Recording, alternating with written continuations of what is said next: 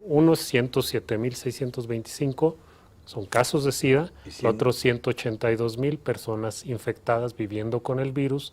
La mayoría de ellas no lo saben y nosotros no las conocemos. La mayoría ya están muertos. Se estigmatizó, se decidió que tenía que ver con la vida sexual de los homosexuales y no tiene nada que ver con la vida sexual. Empiezan a aparecer a principios de los 80 y se empieza a hablar de que hay una plaga gay. No se sabe la causa. Saber que uno es seropositivo, pues es la muerte, ¿no? ¿Avergonzada? No, me daba asco. Me daba asco la vida, ya, o sea, no sabes ni qué, para qué vivir. Sientes tan angustiado que ya digo, que cuando sabes que todo es mentira, que todo es una más bien una homofobia, un racismo horrible contra las personas homosexuales, los pobres, los negros, que es general. Dices, pues, ¿cuándo? ¿Dónde? ¿Cómo cabe tanta porquería, ¿no, en este mundo? In a few moments, do you think your life is end? The death was inevitable, or something like that? What feel a human being like you, a sensitive human being? I believed with all my heart that I only had 5 years to live, like they told me. It was funny because in 1992, when I tested positive, they said, you test positive, that means you're going to die in 5 years, and there's no medications we can give you right now because you're too healthy. So I was left on my own to a certain extent to discover my own path. Bastaba con que dijeran que tú tenías un leve contacto con pacientes con SIDA en un lugar para que no pudieras ni tocar a las esposas de los señores en tu consultorio porque las ibas a infectar. Sí. Yo soy católico, no, como decimos, no mucho, ¿no? Pero al salir de la iglesia me daba risa, ¿no? Risa que al salir de la iglesia de misa los domingos, yo le daba la mano a alguien y ya en el pórtico, afuera, en la calle, hasta luego. No, Juan, no, ¿Te quitaban la mano? Sí, ¿Tenían miedo que los infectaras por tratar pacientes con SIDA? Y te das cuenta que la discriminación que hay, yo perdí amigos, familiares, conocidos por lo mismo, ¿no? Y te enfrentas a una sociedad que muy dura, muy fuerte, muy pesada el ambiente. Tuve relaciones sexuales con mi expareja durante casi 4 años sin preservativo y él no se contagió. No se infectó, dio negativo en la prueba de ELISA. Perdón, la pregunta está absolutamente ajena a cualquier curiosidad malsana, simplemente para diagnosticar la situación. ¿Ustedes han seguido teniendo relaciones sin protección? Completamente. Sin protección y tú sigues... negativo. Tú sigues negativo. Completamente. A mí en el año de 1999, en la ciudad de Morelia, me detectan como seropositivo. Y a partir de ese momento comienza el más tremendo infierno que a cualquiera de las personas de este planeta le puede pasar.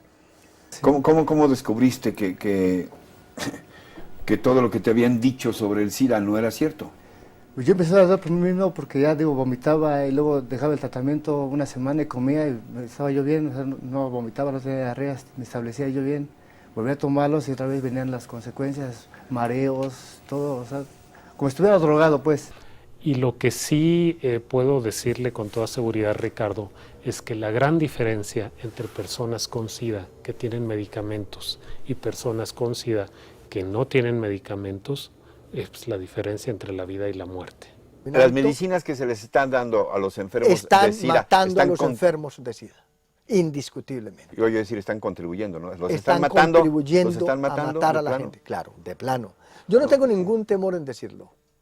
Están matando a los enfermos. Adrián Lavanzat, 11 años ya que te declararon seropositivo y te veo muy bien. Así es, Ricardo. Así 11 años sin tomar ni un solo medicamento. Entonces, ¿qué rayos es el SIDA? ¿Se contagia o no se contagia? ¿Es necesariamente mortal? ¿Es nada más entre homosexuales? ¿Se cura o no se cura? ¿Y qué tal si todo lo que crees sobre el SIDA fuera falso, como plantea este libro? O si lo que ahora conocemos como SIDA no fuera ocasionado por un virus, sino por agentes estresantes, como revela este otro. Aquí en TV Azteca comenzamos hoy una serie estrujante en Reporte 13. SIDA, toda la verdad.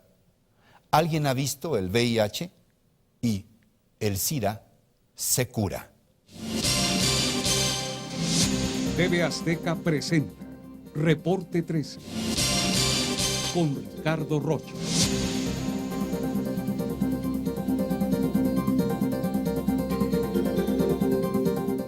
Y la verdad, por lo pronto, es que nunca un reportaje me ha exigido y apasionado tanto. Con mi equipo de camarógrafos viajamos más de 15,000 kilómetros a Los Ángeles, Nueva York, Jalapa y Cuernavaca. Nunca antes había tenido que leer y revisar tantos libros, artículos, videos y portales de internet con mi equipo de investigación y redacción. Pero el tema lo vale. El SIDA es hoy una condena a muerte y la más penosa de las agonías mental, espiritual y física. Destruye individuos, parejas, familias y naciones enteras. Sus estadísticas escalofrían y asombran. En el mundo hay 40 millones de condenados por el SIDA. Hasta ahora han muerto 20 millones de seres humanos por enfermedades diagnosticadas como SIDA. Tan solo en África hay 24 millones de infectados. El también paupérrimo Caribe se ha convertido en la segunda región más afectada. En América Latina se concentran casi 2 millones de seropositivos. En este planeta, 11,000 personas son declaradas cada día como nuevos infectados por el mal, 4 millones de casos más por año.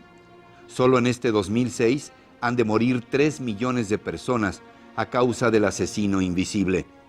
En México, del 83 a la fecha, se han acumulado 107,000 casos. Ahora habría 182,000 casos, por lo menos, 15% homosexuales, 15% trabajadores y trabajadoras sexuales, 4% usuarios de drogas y un difuso 66% que no está debidamente cuantificado y estratificado. Eso sí, se sabe que 8 de cada 10 infectados están entre los 15 y los 44 años de edad. Por otra parte, el SIDA cuesta y también es un gran negocio. Tan solo en los Estados Unidos, donde en 20 años se han gastado más de 70,000 millones de dólares con relación al SIDA, se cuenta ahora con una partida extra de 15,000 millones de dólares para combatir el mal y se estima otro tanto en Europa y el resto del mundo. Las ventas de medicamentos antirretrovirales por parte de los grandes laboratorios transnacionales son simple y sencillamente incalculables, un secreto de Estado, pero se estiman en por lo menos 12,000 millones de dólares. En México se asignan casi 1,000 millones de pesos del presupuesto de salud para la compra de estos medicamentos. El costo es de 120,000 a 200,000 pesos anuales por paciente. Lo peor del caso es que el SIDA no cede. Y hoy por hoy es un monstruo que crece y amenaza.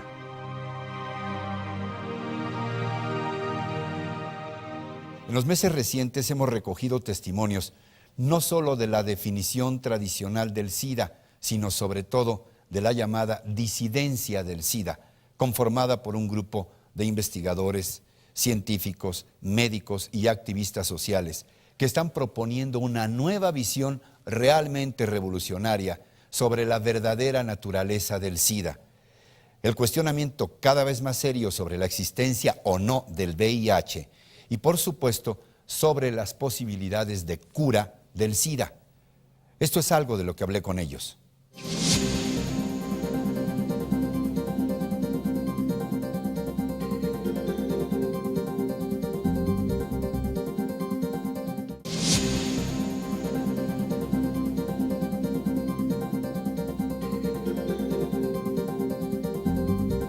¿Cuándo irrumpe en escena el VIH? Exactamente el 23 de abril de 1984.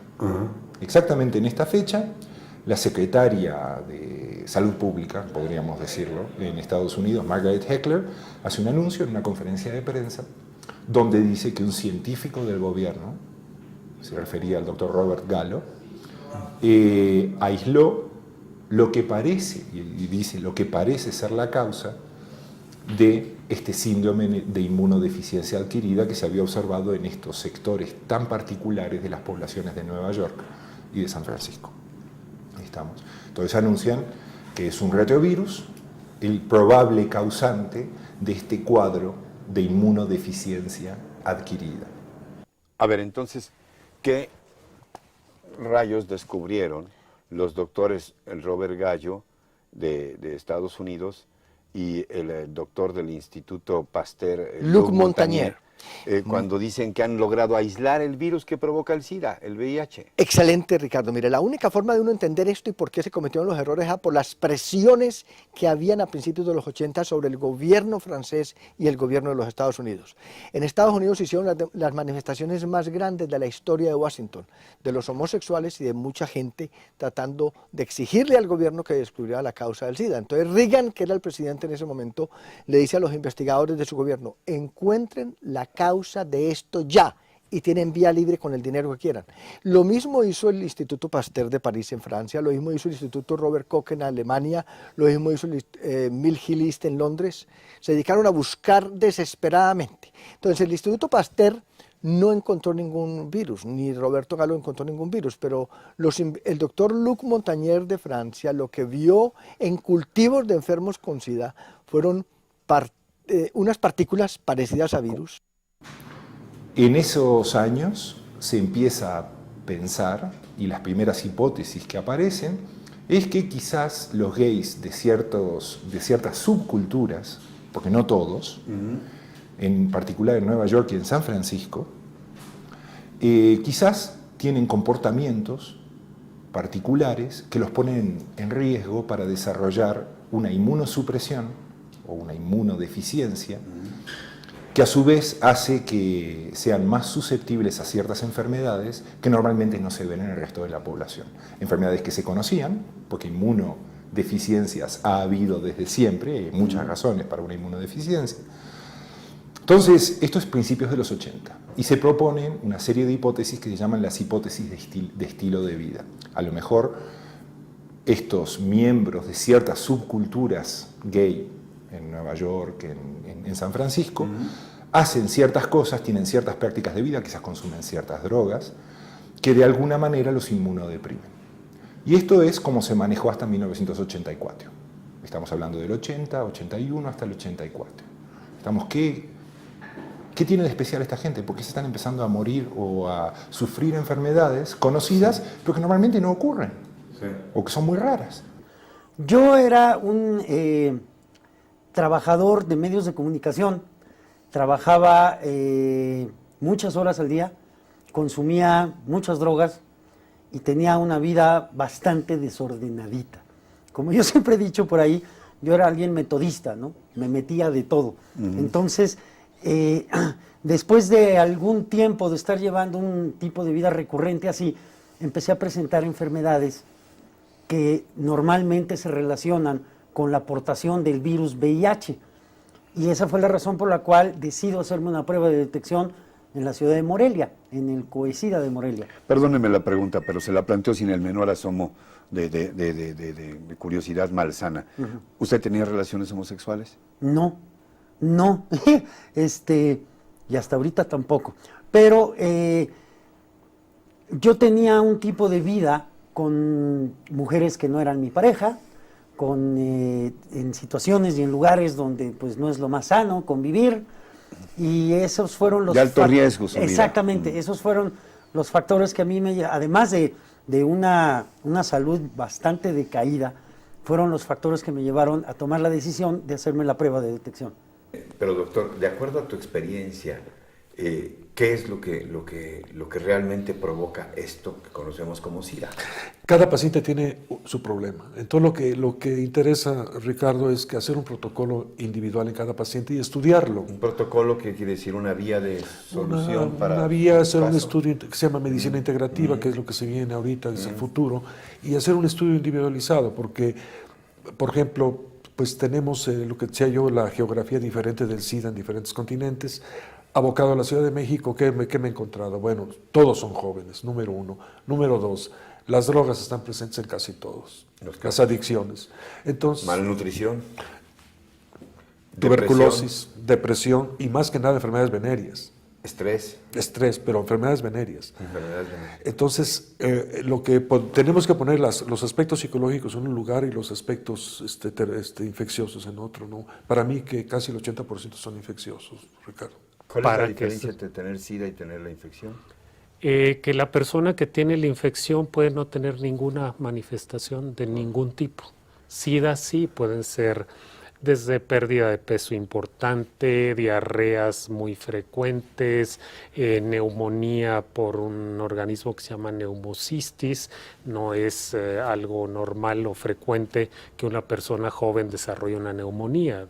Neumonía normalmente lo asocia uno con personas ya de mayor edad. Otra que antes se presentaba mucho antes de que hubiera los medicamentos, y todavía se llega a presentar en algunas personas que llegan muy tardíamente a los servicios de salud, es el sarcoma de Kaposi, que es una especie de cáncer de la piel.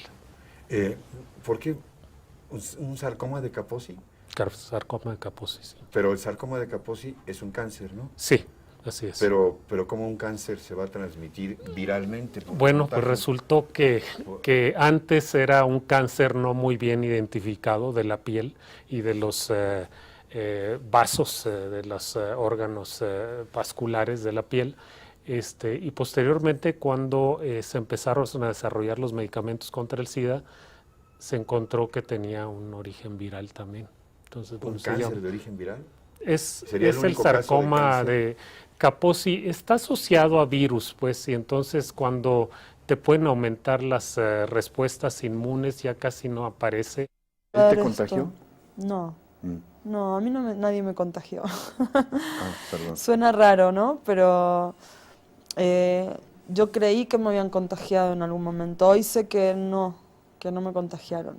No. Diablos es el SIDA. No.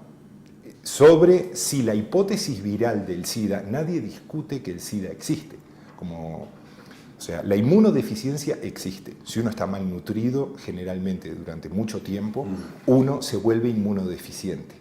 Uno puede volverse inmunodeficiente por un montón de razones. La malnutrición es una muy común, pero por ejemplo, si uno tiene enfermedades recurrentes, eso puede resultar en que el sistema inmunitario eventualmente se ve superado y uno no puede defenderse de otra agresión microbiana. De estrés, por como ejemplo, dice Giladio. Exactamente. Hay muchas razones que pueden llevar a una inmunodeficiencia adquirida.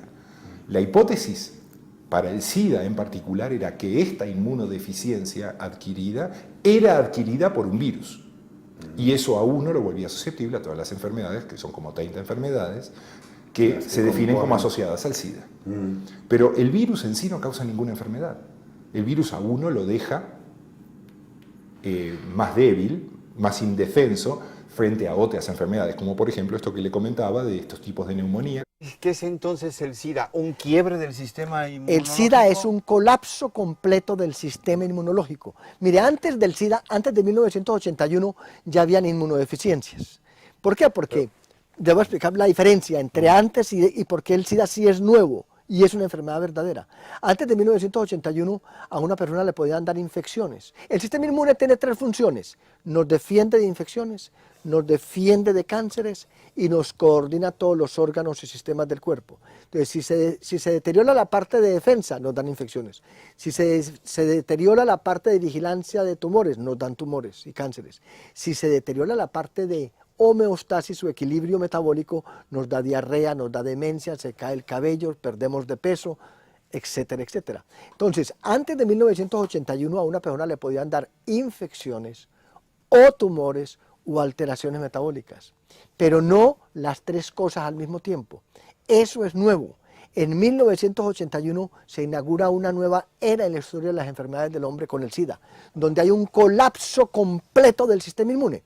Y no solamente hay un colapso del sistema inmune, Ricardo, sino que cuando uno se expone a tóxicos, a cocaína, heroína, a los tóxicos, al campo electromagnético, a toda la cantidad de tóxicos que hay hoy en el mundo, o a la pobreza exagerada del África, de Haití, de Trinidad y Tobago, de los lugares pobres de México, de los lugares pobres de todas nuestras ciudades de los países latinoamericanos, pues lo que sucede cuando uno se expone a esto es que se va colapsando, se va agotando el sistema inmune hasta que se colapsa, pero al mismo tiempo todos los demás órganos y sistemas se debilitan. Entonces, en el SIDA no solamente hay un colapso del sistema inmune, sino que están deteriorados los otros órganos y sistemas. Entonces, lo que nosotros estamos haciendo con la persona con SIDA es que no solamente le estimulamos el sistema inmune, sino que chequeamos cómo están sus glándulas, cómo está el hígado, cómo están las suprarrenales, cómo están los riñones, cómo están los pulmones, y estimulamos todos los órganos y sistemas. Le llaman estudio de ELISA, de Western Blot y de la PCR. Realmente se ha creído que estos estudios detectan infección, ¿sí? Y que uno, a la hora que es positivo en esos estudios, es portador de un virus, ¿sí? No es portador de un virus, ¿sí? Los estudios son de anticuerpos, ¿sí? Y lo único que detectan son anticuerpos en la sangre. Y uno puede reaccionar positivo a esos estudios, ¿sí? De anticuerpos sin tener el famoso virus. ¿Ustedes cómo definen al SIDA? ¿Una enfermedad originada por un virus, el VIH? Sí. ¿Que se transmite sexualmente? Que se transmite por varias vías, ¿no? Una es la vía sexual, otra es la vía sanguínea y la otra es perinatal, de la madre al hijo. Entonces son básicamente... ¿Y también la madre siempre transmite a sus hijos el SIDA? No, si recibe tratamiento con antirretrovirales, pero eso está probadísimo. La maternidad, y es ya un dicho muy común y muy difundido de que las madres seropositivas que han sido diagnosticadas con VIH necesariamente van a dar a luz a niños con VIH. ¿Es esto cierto? No, porque lo tengo totalmente corroborado con los pacientes que tenemos en Vivo y Sano México. Acaba de nacer hace 3 meses una niña aquí en el estado de Veracruz, en X ciudad, bellísima. Y ella no es seropositiva. La mamá sufrió, ¿Y su mamá sufrió horrible, porque su esposo es negativo, ella salió positiva, tuvo el problema de una hepatitis, tuvo un problema de una desnutrición por problemas pues sociales que se presentaron, y la niña tuvo un embarazo muy traumatizante porque la obligaban a tomar los antirretrovirales, y al principio, del embarazo los tomó, pero además los tomó 4 días, y la mamá empezó a vomitar y embarazada. Fíjate, pobre. Y la mamá le dijo, suspende, si te caen mal, suspéndelos mejor. Entonces no los tomó. Y llegó su embarazo y el parto le dijeron que tenía que ser cesárea porque el niño había que darle los medicamentos al momento de nacer. Entonces ellos buscaron la atención privada y no dijeron nada, y el niño nació. Y el niño le hicieron la prueba, es negativo, la mamá pues está muy contenta, volvió a nacer. Mira, eso es el punto clave. Yo no creo que en el área académica, no estamos buscando un choque de trenes con otros pensamientos de esta área, ¿no?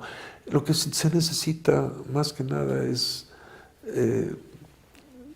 pues ponernos de acuerdo, ¿no? Let me see, knowing that you were HIV positive, you decided to get pregnant and give birth not once, but twice. Well, nature decided for me. How did you reach that decision? Did you have any concerns about breastfeeding your babies? Well, first of all, I didn't make a decision to become pregnant. It just happened very unexpectedly. I got pregnant for the first time ever in my life at age 40. And it was shortly after my husband and I began the intimate aspect of our relationship. And I didn't know I was pregnant for almost 3 months. I didn't feel sick or tired or anything, so I didn't notice. And so by the time I realized I was pregnant, pretty much our decision was that we were going to keep this child. And I knew what I know about science and medicine, so I felt comfortable with making the choices I made, all based on research and experience. I just worried about how the world would view our choices, and as it turned out, it was difficult for us to find a way to have our son without medical intervention that we didn't want. I did not want to take AZT or other AIDS drugs while pregnant because I felt that they could be very damaging not only to my own health, but to that of my developing child. Pero el hecho es que la distribución de la enfermedad del SIDA como enfermedad, como definido como cualquiera de estas 29, 30 enfermedades que definen al SIDA, es más de 80% hombres. La relación hombres-mujeres es 5 a 1. Eso es muy raro para una enfermedad infecciosa. Miremos otra enfermedad de transmisión sexual como la gonorrea. Está dividida igualmente entre los sexos. Miremos otra enfermedad como la sífilis, o la hepatitis B. Son todas enfermedades asociadas a la transmisión sexual y están mucho mejor repartidas entre los sexos. Raúl, hace 4 años te diagnosticaron que eras seropositivo. ¿Qué significó en tu vida? Es una caída bárbara en mi situación personal, en mi ánimo. Caí gacho, feo, caí horrible. De hecho, desde el momento que te dicen que te hagas la prueba, dudas en algo. Te dicen que después es positivo y luego la confirmatoria, te vienes abajo. Pero así pasé 3 años y medio casi viviendo esa angustia. Luego con el medicamento ya estaba empeorando, me daban diarreas consecutivas, vómitos, calenturas. ¿Tú tenías relaciones, homosexuales? No. Entonces, ¿qué fue lo que pasó en tu mente? ¿Qué te preguntabas? Que lo dudas porque todo te vuelves atrás, regresas atrás, toda tu vida atrás, y empiezas a maldecir a las personas, a todas las que tuviste contacto, o sea, a decir lo peor de ellas, ¿no? ¿Quién fue? Y esto. Alguien. Ajá, alguien, echar la culpa a alguien. Fíjate que mi papá también, a él lo diagnosticaron seropositivo, ahorita ya tendrá unos entre 13 y 15 años que lo diagnosticaron, él nunca se medicó y ahí está todavía. Mi mamá nunca se contagió y bueno, ella ya está muerta, murió de un ataque al corazón. Cuidado con el micrófono. Ay, perdón. Mi mamá murió en un ataque al corazón y nunca se contagió, nunca fue VIH positiva. Entonces cuando me enteré, pues sí fue un golpe duro, ¿no? Que te digan, tienes algo que te puedes morir dentro de meses, como dentro de años, como por ahí no, o sea, era también como que nadie sabía bien qué. La enfermedad empieza en la comunidad homosexual porque la comunidad homosexual americana, no toda, pero un sector de la comunidad homosexual americana en la década de los 70 se vuelve terriblemente drogadicta. Comienzan a utilizar toda clase de drogas, empezaron con marihuana, luego cocaína, heroína y tachas, anfetaminas de todo tipo, cristal, speed. Y había una droga muy favorecida por cierto sector de la comunidad gay que se llama popularmente poppers, o que en términos químicos son nitritos de amilo y butilo. Es un afrodisíaco químico que se inhala y produce una excitación sexual y euforia momentánea. Los nitritos de amilo y butilo son lo que destruyen el sistema inmune y causan el SIDA en algún sector de la comunidad homosexual. En cada grupo de personas que desarrollan la enfermedad, usted siempre es capaz de encontrar la causa de la enfermedad. Es lo que yo llamo en mis libros y en mis publicaciones agentes tóxicos o agentes estresantes. Doctor Saavedra, ¿cuál es su opinión en principio de este movimiento que se ha llamado de los disidentes de la tesis oficial del SIDA, que propone la búsqueda de una serie de tesis contrarias a las que se han manejado oficialmente hasta ahora con relación al diagnóstico y tratamiento del VIH-Sida? ¿Qué opina usted de estos estudiosos e investigadores? Sí, mire, bueno, supongo que son estudiosos e investigadores, pero no necesariamente son científicos. Los conozco, los he visto, he hablado con ellos. Cada vez que hay una conferencia internacional de SIDA aparecen ellos como disidentes. Desafortunadamente, las personas que han abandonado el tratamiento por que se convencieron de que no era necesario el tratamiento, invariablemente mueren. Al corto o al mediano plazo. No hay ningún reporte, ninguna publicación científica en revista especializada con reconocimiento científico donde las tesis de estas personas, que de hecho donde parten es que el virus de la inmunodeficiencia humana no existe, pues esté documentado, ¿no? Entonces, bueno, siempre causan revuelo como causaba revuelo el hecho de que algunas personas aseguraran que Elvis Presley no ha muerto y que está en un asilo de ancianos, o que Pedro Infante está escondido en alguna parte de Chiapas, ¿no? Digo, no hay ninguna evidencia para sostener eso, pero quienes lo dicen una vez se repercuten. Para mí ese es el nivel que tienen. Realmente ninguna conferencia importante y con bases científicas ellos han podido sostener estas argumentaciones. Somos más de 5.000 investigadores, estamos en 75 países, tenemos más de 400 sitios del Internet. Ahora, la pregunta sería, ¿y por qué de esto no se sabe? Sí. De esto no se sabe, a pesar de que se puede curar el SIDA fácilmente, de esto no se sabe porque es la controversia más grave de la historia de la ciencia y de la medicina. Altos mandos del gobierno de los Estados Unidos, no solamente del actual, sino del anterior, sabían que todo lo del SIDA estaba equivocado. ¿Y pero, por qué? ¿sabe? No han hecho nada, sobre todo desde las instituciones públicas de salud. Por una razón muy sencilla, Ricardo, que usted como reportero y periodista sabe mejor. Porque ninguna enfermedad en la historia de la medicina se le había entregado tanto al público como el SIDA. Y los que cometieron los errores sobre las causas y el origen del SIDA fueron precisamente investigadores del gobierno de los Estados Unidos.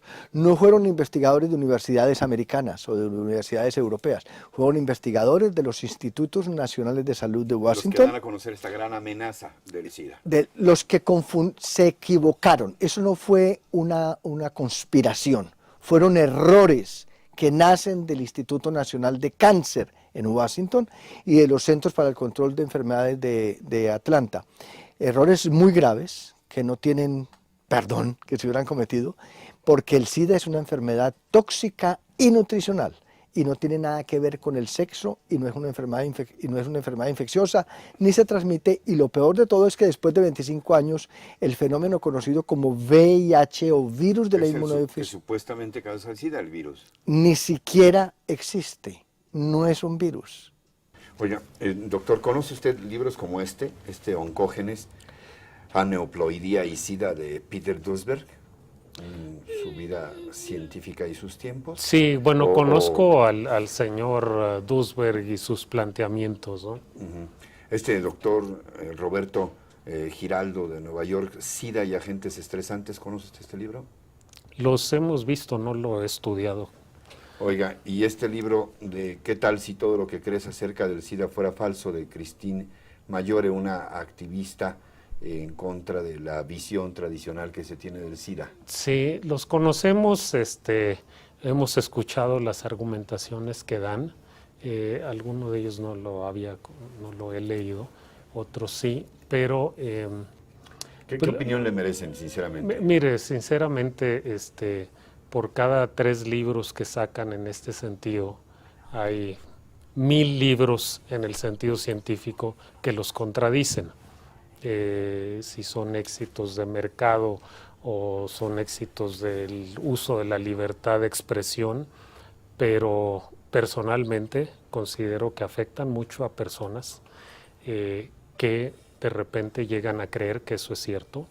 Personalmente conozco pacientes que han abandonado el tratamiento antirretroviral, uno que decidió dejar el tratamiento antirretroviral y por iniciativa de una persona que leía estos libros y que pensó que la imanoterapia lo podía salvar, pues actualmente ya no vive. Pero estuviste 5 años tomando antirretrovirales. No, yo, fueron 5 meses los que tomé antirretrovirales y fue una situación horrible el proceso de tomarlos, en el organismo, las reacciones, horrible. Cuando yo me enteré que había, que no existía el VIH, que es una intoxicación, es tóxico nutricional el problema. Una quiebra del sistema inmunológico también, ¿no? O sea, pero ya no de tomas, cosas así ya no tomas normales. antirretrovirales. No, hace 5 años que no los nada tomo. más. En ciencia no hay disidencia. En ciencia lo que hay son posiciones y argumentos encontrados. Entonces, ningún, entre comillas, disidente como nosotros niega que hay sarcoma de Kaposi, que hay tuberculosis, que hay demencia, porque la demencia, cuando está asociada a una prueba de VIH positiva, se considera SIDA también. Y la demencia no tiene nada que ver con una función defectuosa del sistema inmunitario. Si fuese así, cada vez que nos inmunosuprimimos nos volveríamos locos. Claro. Pero no es así. Nosotros no negamos que haya inmunodeficiencias. Lo que no estamos de acuerdo, y esencialmente la mayor parte de nosotros, pero no todos, seguimos los argumentos originales de Peter Duesberg y de otros, porque no es el único, ni mucho menos, sino simplemente nosotros cuestionamos que el VIH sea el causante universal de todos estos males. ¿Estamos? Y no creemos que sea una enfermedad de transmisión sexual, lo cual no es lo mismo, y esa es otra acusación estúpida que se le ha hecho a Peter Duesberg. Usted le está diciendo a la gente que no tenga sexo seguro, que no hay problema con ser promiscuo, que no use condón. Y de ninguna manera. Hay 1000 buenas razones para usar condón y para no ser promiscuo. ¿Estamos? Desde los embarazos no deseados hasta la hepatitis B, hasta la gonorrea, la sífilis, lo que usted quiera. ¿Estamos? Nosotros cuestionamos la veracidad del anuncio de Gallo de 1984 de que todo este abanico de inmunodeficiencias está causado por un único virus de transmisión sexual. Y los argumentos están. ¿Y por qué asegura usted que ellos son los que provocan el SIDA? Excelente la pregunta. Hay 5 tipos de agentes estresantes y ellos son los que están causando el mayor número de enfermedades hoy en día de los seres humanos en todos los países del mundo. Incluido el SIDA. Incluyendo el SIDA. Colapso del sistema inmunológico. Es que el SIDA es el máximo deterioro que el cuerpo puede tener. Pues ¿son 5 tipos? 5 tipos. Agentes de origen químico, como las drogas de la calle, cocaína, heroína, marihuana, tachas, anfetaminas, poppers. Agentes físicos que son muy importantes son el campo electromagnético por la cantidad de equipos electrónicos que tenemos hoy en día. De origen biológico, las infecciones, el semen, la sangre, a uno no le deben poner sangre si sea del mismo grupo, a no ser que esté en caso de peligro de muerte, porque siempre que le ponen a uno sangre, pues el cuerpo reacciona produciendo anticuerpos antisangre. Claro. Entonces todo eso va deteriorando, va agotando y cansando el sistema inmunológico. Agentes estresantes de origen químico, físico, biológico, nutricional. Los agentes estresantes de origen nutricional es cuando uno no come lo que tiene que comer, pues el sistema inmunológico se va deteriorando. ¿Por qué? Porque para poder actuar las células del sistema inmune, ellas tienen que dividirse. Si no hay suficientes nutrientes, vitaminas, proteínas, carbohidratos, pues no se pueden dividir. Entonces se deteriora el sistema inmune. Y el quinto grupo de agentes tóxicos o agentes estresantes que deterioran el sistema inmune, son muy importantes, es el estrés, es los agentes estresantes de origen mental. Es la ansiedad, la depresión, el pánico, que ya de eso lo explicamos ahorita. Entonces, generalmente cuando una persona le da SIDA, primero se vuelve seropositiva. ¿Por qué seropositiva? Porque por mucho tiempo ha estado expuesta a estos agentes tóxicos, se van liberando proteínas del estrés, se producen anticuerpos antiproteínas del estrés que se están detectando en las pruebas de ELISA y de Western blot, entonces da seropositividad. Y si sigue expuesta a todos estos agentes químicos, físicos, biológicos, mentales y nutricionales, tanto va el agua al cántaro que al fin lo rompe. Entonces llega un momento en que se colapsa el sistema inmune y empieza la enfermedad. Entonces comienzan las infecciones, los tumores, las alteraciones metabólicas y se consume la persona hasta que se muere. ¿Cuáles considera finalmente, doctor, que son las principales razones por las que no ha habido un avance definitivo sobre el problema del VIH-Sida, así como está concebida en esta tesis oficial? ¿Por qué no se ha resuelto después de 25 años de la aparición del problema? Yo suscribo la hipótesis de Peter Duesberg. Yo creo que el SIDA no es una enfermedad única causada por un único agente viral.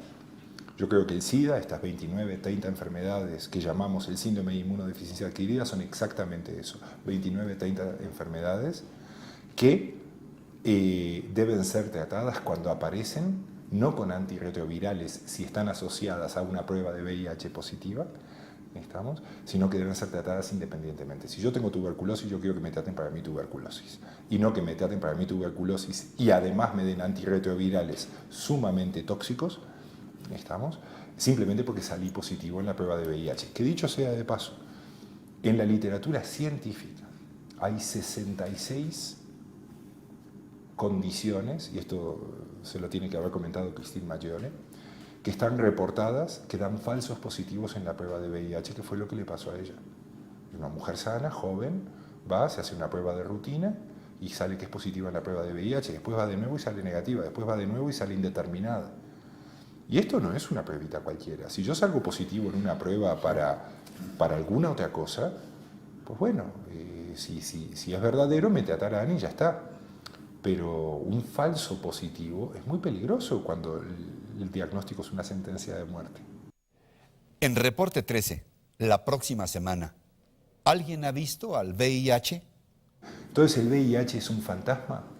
Pues mire, el asunto es, primero que nada, desde el comienzo, el VIH no se encontró en todos los pacientes que exhibían cualquiera de estas 30 enfermedades que definen al síndrome. ¿El VIH no existe? No existe. No existe ninguna evidencia científica de que exista. Ah, claro. ¿Por qué? Porque si le quitas la tuberculosis, le quitas la desnutrición, le quitas el herpes, le quitas toda la cosa de las drogas, los pacientes se recuperan. Se puede curar. Claro. Se puede curar. Se puede curar, Ricardo, y la parte más interesante es que se puede curar muy fácilmente y de una forma muy económica.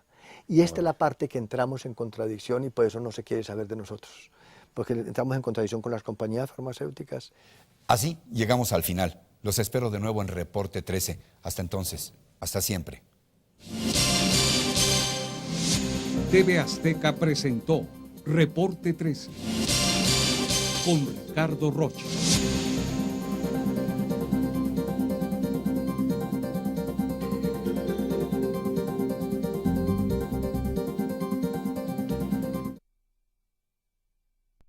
Así es, Ricardo. Hacía 11 años sin tomar ni un solo medicamento. Entonces, ¿qué rayos es el SIDA? ¿Se contagia o no se contagia? ¿Es necesariamente mortal? ¿Es nada más entre homosexuales? ¿Se cura o no se cura? ¿Y qué tal si todo lo que crees sobre el SIDA fuera falso, como plantea este libro? ¿O si lo que ahora conocemos como SIDA no fuera ocasionado por un virus, sino por agentes estresantes, como revela este otro? Aquí en TV Azteca comenzamos hoy una serie estrujante en Reporte 13. SIDA, toda la verdad. ¿Alguien ha visto el VIH? Y el SIDA se cura. TV Azteca presenta Reporte 13 con Ricardo Rocha.